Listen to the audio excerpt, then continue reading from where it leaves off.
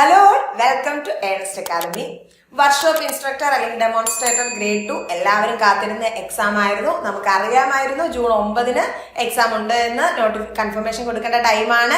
അപ്പൊ എല്ലാവരും കാത്തിരിക്കുകയായിരുന്നു സിലബസ് വരട്ടെ, സിലബസിൽ എന്തെങ്കിലും ചേഞ്ച് ഉണ്ടോ, എന്തൊക്കെയാണ് ബേസിക് സബ്ജക്റ്റുകൾ വരുന്നുണ്ടോ, അല്ലെങ്കിൽ എന്തെങ്കിലും ഡ്രാസ്റ്റിക് ആയിട്ടുള്ള ചേഞ്ചുകൾ പ്രതീക്ഷിച്ചതിൽ നിന്ന് ഉണ്ടാകുമോ. ഈ 2 മാസം കൊണ്ട് നമുക്ക് കവർ ചെയ്യാൻ പറ്റുന്ന ഒരു സിലബസ് ആയിരിക്കും വരുന്നത്.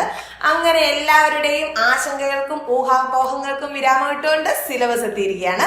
നമുക്കപ്പം ഡീറ്റെയിൽഡ് സിലബസ് ഡിസ്കഷനിലോട്ടൊന്നും ഇന്നത്തെ വീഡിയോയിൽ പോകുന്നില്ല. ആദ്യം നമുക്ക് നോക്കാനുള്ളത് ഫസ്റ്റ് നമുക്കറിയാവുന്ന ഒരു കോമൺ എക്സാം ആണ് വരാൻ പോകുന്നത് എന്ന്. 8 എക്സാമുകൾക്കാണ് ഒരുമിച്ചൊരു കോമൺ എക്സാം ആയിട്ട് ഒറ്റ എക്സാം ആയിട്ട് നടത്താൻ പോകുന്നത്. കാറ്റഗറി നമ്പേഴ്സ് ഉണ്ട്. അപ്പൊ നമ്മൾ ഫസ്റ്റ് നോക്കുന്നത് ഓരോ എക്സാമും ഏതൊക്കെയാണ്, അതിന് എത്ര നമ്പർ ഓഫ് കാൻഡിഡേറ്റ്സ് കോമ്പറ്റീഷൻ ഉണ്ട്. അപ്പൊ നമ്മൾ ആദ്യം നോക്കിയാല് ഫസ്റ്റ് ഇറിഗേഷനിലെ ഓവർസിയർ ഗ്രേഡ് 1 ആണ്. കാറ്റഗറി നമ്പർ 272/2020 ആണ്. Friday June 9 exam. OMR sheet ആണ്, ഇംഗ്ലീഷ് ആണ്. അത്തരം കാര്യങ്ങളൊന്നും ഇനി ഡൗട്ട് വരേണ്ട. ഓൺലൈൻ ആണോ OMR ആണോ എന്നുള്ള ഡൗട്ട് വരേണ്ട കാര്യമില്ല. ഇംഗ്ലീഷ് തന്നെ ആയിരിക്കും മീഡിയം. 12,042 പേര് 12,000 കാൻഡിഡേറ്റ്സ് അപ്ലൈ ചെയ്തിട്ടുണ്ട്. നിങ്ങൾ ഇത് കൺഫർമേഷൻ കൊടുത്തില്ല, നിങ്ങൾ ജൂണിലുള്ള ജൂൺ 9 ഏതെങ്കിലും ഒരു എക്സാമിന് മാത്രം കൺഫർമേഷൻ കൊടുത്തിട്ടാൽ നിങ്ങളെ അതിന് മാത്രമേ കൺസിഡർ ചെയ്യത്തുള്ളൂ. സോ കൺഫർമേഷൻ എല്ലാ എക്സാമുകൾക്കും സെപ്പറേറ്റ് ആയിട്ട് തന്നെ കൊടുക്കാൻ ശ്രദ്ധിക്കുക. ദെൻ നമുക്ക് ഡ്രാഫ്റ്റ്സ്മാൻ ഗ്രേഡ് 2 വന്നിട്ടുണ്ട്. അതൊരു നോൺ കമ്മ്യൂണിറ്റി ആപ്ലിക്കബിൾ ആയിട്ട് SCക്ക് മാത്രമായിട്ട് വന്നൊരു നോട്ടിഫിക്കേഷൻ ആയിരുന്നു. നമുക്ക് ടെക്നിക്കൽ എഡ്യൂക്കേഷനിൽ തന്നെയാണ്, ഡിപ്പാർട്ട്മെന്റിലാണ്. 411/2020 ആണ്. 623 പേര് മാത്രമാണ്. NC ഒക്കെ ആകുമ്പോൾ എന്തായാലും കാൻഡിഡേറ്റ്സ് കുറവായിരിക്കും. എനിവേ 623 കാൻഡിഡേറ്റ്സ് മാത്രമാണ് അപ്ലൈ ചെയ്തിട്ടുള്ളത്. ദെൻ നമുക്ക് നോക്കിയാല് ഡ്രാഫ്റ്റ്സ്മാൻ ഗ്രേഡ് 2 സെയിം പോസ്റ്റ് തന്നെയാണ്. ഹിന്ദു നാടാർ നോൺ കമ്മ്യൂണിറ്റി ആപ്ലിക്കബിളിൽ വന്നിട്ടുണ്ടായിരുന്നു. 412/2020 ആയിരുന്നു. അതിന് നമുക്ക് നോക്കിയാൽ വെറും 64 കാൻഡിഡേറ്റ്സ് മാത്രമേ ഉള്ളൂ. വേക്കൻസി കുറവായിരിക്കും, എങ്കിലും നിങ്ങൾ അതിലൊരു കാൻഡിഡേറ്റ് ആണെങ്കിൽ നിങ്ങൾക്ക് ലിസ്റ്റിൽ വരാനും ജോലി കിട്ടാനുള്ള സാധ്യത കൂടുതലാണ്. അടുത്തത് പ്ലാന്റ് എഞ്ചിനീയർ മെക്കാനിക്കൽ ആയിരുന്നു. എന്റെ ഓർമ്മ ശരിയാണെങ്കിൽ നമുക്കൊരു എക്സ്പീരിയൻസ് ഒക്കെ ചോദിച്ചൊരു പോസ്റ്റ് ആയിരുന്നു. 514/2021 വിളിച്ചത്. അതുകൊണ്ട് തന്നെ 1558 കാൻഡിഡേറ്റ്സ് മാത്രമാണ് അപ്ലൈ ചെയ്തിട്ടുള്ളത്. സോ കമ്പാരിറ്റീവ്ലി അല്ലെ കോമ്പറ്റീഷൻ കുറവാണ്. ദെൻ സീനിയർ ഡ്രില്ലർ ഉണ്ടായിരുന്നു. 254/2022 ആണ് കാറ്റഗറി നമ്പർ. 9,170 9,170 കാൻഡിഡേറ്റ്സ് ആണ് അപ്ലൈ ചെയ്തിട്ടുള്ളത്.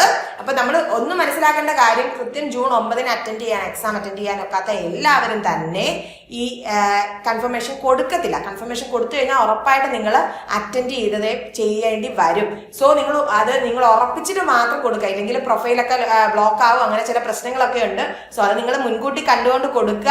പിന്നെ ശ്രദ്ധിക്കേണ്ട ഒരു കാര്യം, ഈ കൺഫർമേഷൻ കൊടുക്കുന്നവർ എത്ര ഉണ്ടാകും എന്നുള്ളത് നമുക്ക് അറിയേണ്ടിയിരിക്കുന്നു. സോ കൺഫർമേഷൻ കൊടുത്തിട്ട് ആഫ്റ്റർ കൺഫർമേഷൻ വരുന്ന PDF ഈ നമ്പർ ഓഫ് കാൻഡിഡേറ്റ്സ് കുറയാനുള്ള സാധ്യതകളുണ്ട്.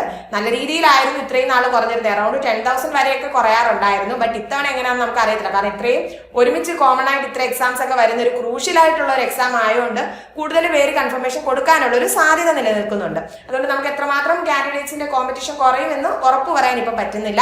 എനിവേ നെക്സ്റ്റ് വന്നത് ഒരു പർച്ചേസ് അസിസ്റ്റന്റ് ആയിരുന്നു. 314/2022 6,779 പേരേ ഉള്ളൂ. ഇതിൽ ഒരു പ്രത്യേകത ഉള്ളത്, ഇതിനകത്ത് കുറെ പേരൊക്കെ ഫിസിക്സും കെമിസ്ട്രി ഡിഗ്രിക്കാരൊക്കെ ആയിരിക്കും. കാരണം നമ്മുടെ ക്വാളിഫിക്കേഷനിൽ actually diploma in mechanical engineering ഇല്ല എങ്കിൽ ഡിഗ്രിക്കാർക്ക് അപ്ലൈ ചെയ്യായിരുന്നു വിത്ത് എക്സ്പീരിയൻസ്, അങ്ങനെ എന്തോ ഒരു ഓപ്ഷൻ ഉണ്ടായിരുന്നു. സോ കുറച്ച് പേരെങ്കിലും അത് കണ്ടുകൊണ്ട് അപ്ലൈ ചെയ്തിട്ടുള്ളവരുണ്ടായിരിക്കും. പക്ഷെ നമുക്കറിയാം സിലബസ് എല്ലാം പക്ക പ്യൂർലി മെക്കാനിക്കൽ തന്നെയാണ് വന്നേക്കുന്നത്. സോ അങ്ങനെ വരുമ്പോൾ കമ്പാരിറ്റീവ്ലി കോമ്പറ്റീഷൻ കുറച്ചൊന്ന് കുറയാൻ ചാൻസ് ഉള്ള ഒരു പോസ്റ്റ് ആണ്. പക്ഷെ വേക്കൻസി അതുപോലൊക്കെ ഉള്ളൂ, അത് നമുക്കറിയാം. എങ്കിലും നെക്സ്റ്റ് വന്നത് ഫോർമാൻ സ്റ്റോർ ഇൻചാർജ് ഗ്രൗണ്ട് വാട്ടറിലായിരുന്നു. 404/2022 കാറ്റഗറി നമ്പർ. 10,827 കാൻഡിഡേറ്റ്സ് അപ്ലൈ ചെയ്തിട്ടുണ്ട്. അപ്പൊ എനിക്ക് തോന്നുന്നു സീനിയർ ഡ്രില്ലറിലും കൂടുതൽ പേര് അപ്ലൈ ചെയ്തൊരു പോസ്റ്റ് ആയിരുന്നു ഫോർമാൻ. അടുത്തത് നമ്മുടെ വർക്ക്ഷോപ്പ് ഇൻസ്ട്രക്ടർ അല്ലെങ്കിൽ ഇൻസ്ട്രക്ടർ ഗ്രേഡ് 2 അല്ലെങ്കിൽ ഡെമോൺസ്ട്രേറ്റർ ഗ്രേഡ് 2 എന്ന് പറഞ്ഞിട്ട് 676/2022 ഏറ്റവും വേക്കൻസി നമ്മൾ പ്രതീക്ഷിക്കുന്ന പോസ്റ്റാണ്. സ്വാഭാവികമായിട്ടും കോമ്പറ്റീഷനും ഏറ്റവും കൂടുതലുണ്ട്. 19,897 പേര്, അറൌണ്ട് 20K സ്റ്റുഡൻസ് അപ്ലൈ ചെയ്തിട്ടുണ്ട്. ഇതിൽ നമുക്ക് ആശ്വാസകരമായ കുറച്ച് കാര്യങ്ങൾ ഈ എക്സാമിനെ പറ്റി പറഞ്ഞാലുള്ളത്, കുറച്ച് പേര് ഇറിഗേഷൻ ഒക്കെ വന്നിട്ടുണ്ട്. അപ്പൊ അതിൽ കോൺസെൻട്രേറ്റ് ചെയ്ത് പോകും. കുറച്ച് പേര് അസിസ്റ്റന്റ് പ്രൊഫസർ മെക്കാനിക്കൽ എല്ലാം ഈ ഒരു ഷെഡ്യൂളിലാണ് അല്ലെ. കുറച്ച് പേര് അതിൽ കോൺസെൻട്രേറ്റ് ചെയ്യും. കുറച്ച് പേര് മെയ് 26 നടക്കുന്ന AMVAയിൽ കോൺസെൻട്രേറ്റ് ചെയ്ത് നിൽക്കുന്നവരുണ്ട്. ഇനി വരാൻ പോകുന്ന പോളി ലെക്ചറിൽ കോൺസെൻട്രേറ്റ് ചെയ്യുന്നവരുണ്ട്. അപ്പൊ ഇങ്ങനെ വരുമ്പോൾ കാൻഡിഡേറ്റ്സിന്റെ ഫോക്കസ് പോയിന്റ് പലയിടത്തേക്ക് ഡിവൈഡ് ആയി പോകുമ്പോൾ വർക്ക്ഷോപ്പ് ഇൻസ്ട്രക്ടറിൽ ഫോക്കസ് ചെയ്ത് നിന്ന് പഠിക്കുകയാണെങ്കിൽ നിങ്ങൾക്ക് ജോബിനുള്ള ചാൻസ് കൂടുതലായിരിക്കും. പിന്നീട് 2 മാസമേ സമയമുള്ളൂ. ഇത്രയും ഈ ഒരു ചലഞ്ച് ഏറ്റെടുക്കാൻ ഹാർഡ് വർക്കും എഫേർട്ടും ഇട്ട് ഈ ചലഞ്ച് ഞാൻ എന്തായാലും പഠിച്ച എക്സാമിന് വേണ്ടി പ്രിപ്പയർ ചെയ്യുന്നു എന്ന് വിചാരിക്കുന്നവരുടെ എണ്ണം കുറവായിരിക്കും. അപ്പൊ അതൊക്കെ നമ്മുടെ മനസ്സിലുണ്ടാവണം. നിങ്ങൾ അതുകൊണ്ട് തന്നെ എഫേർട്ട് ഇടാൻ തയ്യാറാവുകയാണെങ്കിൽ മാക്സിമം എഫേർട്ട് ഇട്ട് തന്നെ പഠിക്കുക. ഈ ഒരു 2 മാസം നമ്മുടെ ജീവിതത്തിന്റെ തന്നെ ഗതി നിർണ്ണയിക്കുന്ന 2 മാസങ്ങളായിട്ട് മനസ്സിൽ കണ്ടുകൊണ്ട് തന്നെ മുന്നോട്ട് പോവുക. സിലബസ് നോക്കിയാൽ ഇത്തവണ ഈക്വലി ഡിവൈഡഡ് ആയിട്ടാണ് വന്നിരിക്കുന്നത്. 10 മാർക്ക് വീതമുള്ള 10 മൊഡ്യൂളുകളാണ് വന്നത്. അപ്പൊ അത് നമ്മൾ ശ്രദ്ധിച്ചാൽ നമുക്ക് മനസ്സിലാക്കാവുന്ന കാര്യം, ഫ്ലൂയിഡ് മെക്കാനിക്സ് 10 മാർക്കുണ്ട്, ഹൈഡ്രോളിക് മെഷീൻസ് 10 മാർക്കുണ്ട്, ബേസിക് തെർമോഡൈനാമിക്സ് മാത്രം 10 മാർക്കുണ്ട്. അതായത് അതിൽ വേറെ ഒന്നും പറയുന്നില്ല. ജസ്റ്റ് സിസ്റ്റം, പ്രോസസ്, പ്രോപ്പർട്ടീസ് ഇത്തരം കാര്യങ്ങളും പിന്നെ laws, 0th law, first law, second law, air standard സൈക്കിളുകളും അതിന്റെ എഫിഷ്യൻസി മാത്രമാണ് 10 മാർക്ക്. അത് ഏറ്റവും ബേസിക് ആയിട്ടുള്ള കാര്യമാണ് 10 മാർക്കിന് വന്നിരിക്കുന്നത്.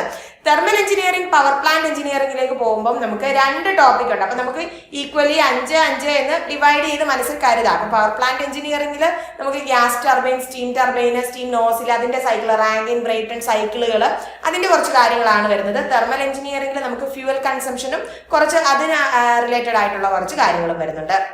ദെൻ മൊഡ്യൂൾ 5 മെക്കാനിക്സും സ്ട്രെങ്ത് ഓഫ് മെറ്റീരിയൽസും ആണ്. അത് മെക്കാനിക്സിൽ സെന്റർ ഓഫ് ഗ്രാവിറ്റി, സെൻട്രോയിഡും അതിന്റെ 2 പാരലാക്സിസ്, moment of inertia, പാരലാക്സിസ് theorem, perpendicular axis theory, ഇത്രയും പോർഷൻസ് മാത്രമേ വരുന്നുള്ളൂ. സ്ട്രെങ്ത് ഓഫ് മെറ്റീരിയൽസ് വരുമ്പോൾ നമ്മുടെ സിമ്പിൾ സ്ട്രെസ് സ്ട്രെയിൻ വരുന്നുണ്ട്.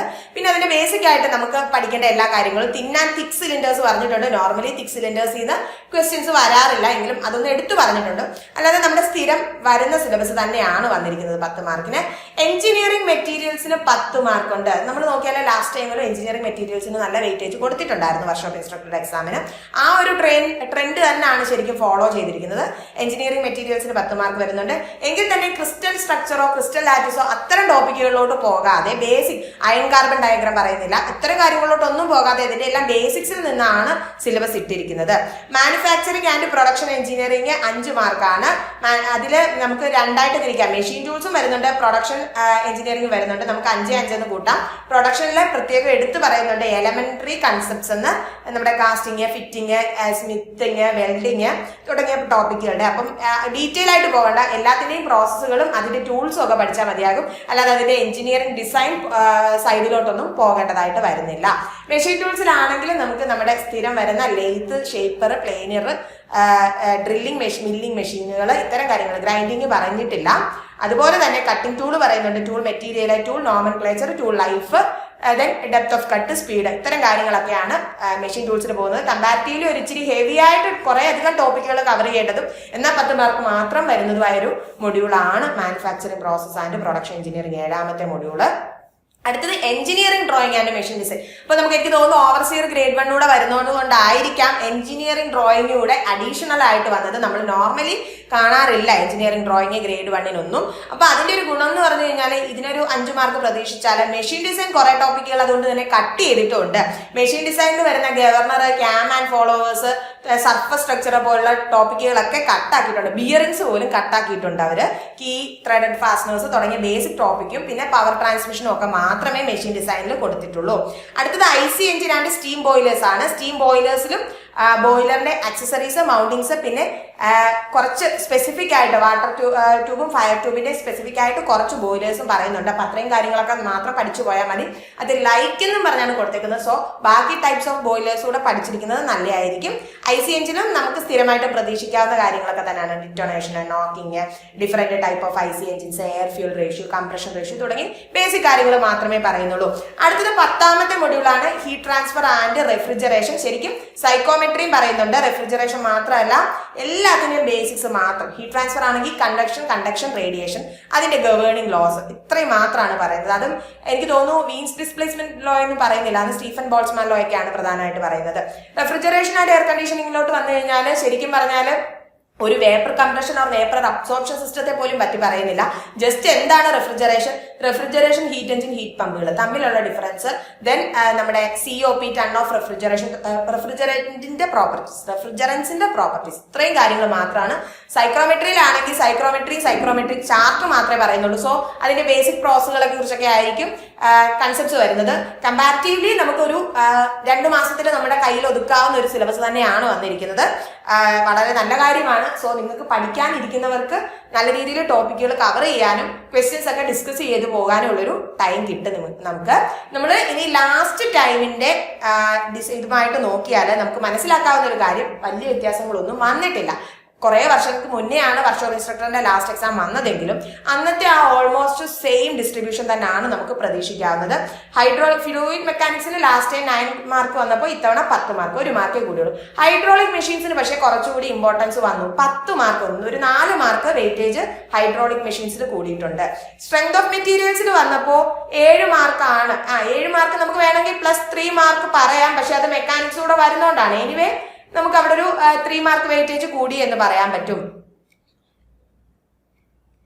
ദെൻ മെറ്റീരിയൽ സയൻസിലോട്ട് വന്നു കഴിഞ്ഞാൽ 1 മാർക്ക്, അതായത് 11 മാർക്കായിരുന്നു ലാസ്റ്റ് ടൈം എങ്കിൽ ഇത്തവണ 10 മാർക്ക് വെയിറ്റേജ് ഉള്ളൂ. പറയത്തക്ക വ്യത്യാസമൊന്നും വരുന്നില്ല. മാനുഫാക്ചറിങ് പ്രോസസ്സിന് മൊത്തത്തിൽ 6 മാർക്കായിരുന്നു, ഇത്തവണ അത് +4 മാർക്ക് കൂടെ വന്ന് 10 മാർക്ക് ആയിട്ടുണ്ട്. പക്ഷെ നിങ്ങൾ അവിടെ ശ്രദ്ധിക്കേണ്ട കാര്യം, മാനുഫാക്ചറിങ് പ്രോസസ്സിൽ മെഷീൻ ടൂൾസിന് ഇവിടെ 8 മാർക്ക് ഉണ്ടല്ലേ. അപ്പൊ നമുക്ക് ഇങ്ങനെ കണക്ക് കൂട്ടണ്ട. ഇവിടെ മാനുഫാക്ചറിങ് പ്രോസസ്സിന് ഒരു -1 മാർക്കും മെഷീൻ ടൂൾസിന് ഒരു -3 മാർക്കും കണക്ക് കൂട്ടാം. കാരണം രണ്ടുകൂടാണ് ഇത്തവണ 10 മാർക്ക്. സോ 5 നമുക്ക് ഈക്വലി ഡിവൈഡ് ചെയ്യാം. അങ്ങനെ തന്നെ വരണമെന്നില്ല. എങ്കിലും ഞാനൊരു വെയിറ്റേജ്, നമ്മുടെ ഏറ്റവും സേഫസ്റ്റ് ആയിട്ട് വെയിറ്റേജ് പറഞ്ഞതാണ്, 5 എന്ന് വിചാരിക്കാം. മെഷീൻ ഡിസൈന് 10 മാർക്കാണ്. പക്ഷെ ഇത്തവണ നമുക്ക് 10 മാർക്ക് പറയാനൊക്കത്തില്ല. കാരണം IC എഞ്ചിനൂടെ വന്നിട്ടാണ്, എഞ്ചിനീയറിംഗ് ഡ്രോയിങ്ങിനും മെഷീൻ ഡിസൈനോടാണ് 10 മാർക്ക്. സോ നമുക്ക് ഇവിടെ ഒരു 5 മാർക്ക് കുറച്ചുകൊണ്ട് എഞ്ചിനീയറിംഗ് ഡ്രോയിങ്ങിന് ഒരു +5 മാർക്ക് കൂടി ഇടാം. പുതിയതായിട്ട് വന്നൊരു സബ്ജക്ട് എഞ്ചിനീയറിംഗ് ഡ്രോയിങ് ആണ്. ദെൻ തെർമൽ എഞ്ചിനീയറിംഗ് ഇത്തവണയും 40 മാർക്ക് വെയിറ്റേജ് വരുന്നുണ്ട്. കാരണം നിങ്ങൾ തെർമൽ എഞ്ചിനീയറിംഗിന് 42 മാർക്ക് വെയിറ്റേജ് എന്ന് വിചാരിക്കുമ്പോൾ ഒരിക്കലും തെർമോഡൈനാമിക്സിനല്ല 42 മാർക്ക് വെയിറ്റേജ് വരുന്നത്. അത് ആക്ച്വലി വരുന്നത് നമുക്കറിയാലോ, നമ്മുടെ ബേസിക് തെർമോഡൈനാമിക്സ് വരുന്നുണ്ട്, ദെൻ അതിൽ നമ്മുടെ സ്റ്റീം എഞ്ചിൻ വരുന്നുണ്ട്, സ്റ്റീം ടർബൈനും ഇത് വരുന്നുണ്ട്, ഹീറ്റ് ട്രാൻസ്ഫർ RIC സൈക്രോമെട്രി വരുന്നുണ്ട് 10 മാർക്കിന്, ബോയിലേഴ്സ് വരുന്നുണ്ട് 5 മാർക്കിന്. അങ്ങനെ power plant engineering, thermal engineering 10 mark. അങ്ങനെ 40 മാർക്ക് 4 മൊഡ്യൂളുകളായിട്ട് 40 മാർക്ക് IC എഞ്ചിൻ വരുന്നുണ്ട്.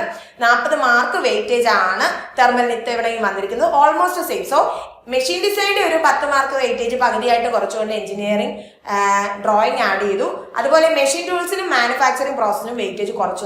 ഇത്രയും കാര്യങ്ങൾ വിട്ട് കഴിഞ്ഞാൽ ഓൾമോസ്റ്റ് സെയിം രീതിയിൽ തന്നെയാണ് നമുക്ക് സിലബസ് വന്നിരിക്കുന്നതെന്ന് പറയാം. പ്രത്യേകിച്ചുള്ള ഡ്രാസ്റ്റിക് ചേഞ്ചുകൾ ഒന്നും തന്നെ നമുക്ക് ഇത്തവണത്തെ സിലബസിലില്ല.